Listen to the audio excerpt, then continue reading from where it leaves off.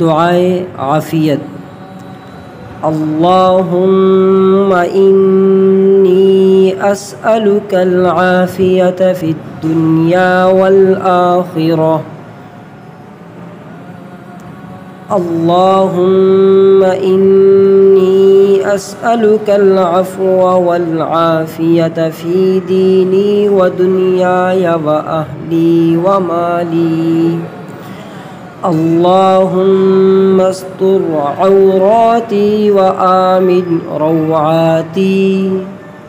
اللہم احفظنی من بین یدی ومن خلفی وعن یمینی وعن شمالی ومن فوقی وَأَعُوذُ بِعَظَمَتِكَ أَنْ أُغْتَالَ مِنْ تَحْتِي۔ ابو داود حدیث نمبر 5074۔ ترجمہ: اے اللہ، میں آپ سے عافیت مانگتا ہوں دنیا اور آخرت میں۔ اے اللہ، میں آپ سے معافی اور عافیت مانگتا ہوں میرے دین میں اور میری دنیا میں اور میرے گھر والوں میں اور میرے مال میں۔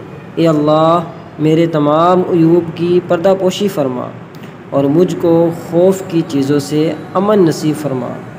اے اللہ، میری حفاظت فرما میرے آگے سے اور میرے پیچھے سے اور میرے دائیں سے اور میرے بائیں سے اور میرے اوپر سے، اور میں آپ کی عظمت کی پناہ مانگتا ہوں اس بات سے کہ میں اپنے پیر تلے ہلاک کیا جاؤں۔ رقيناي شوقا ولتعبد ظرفا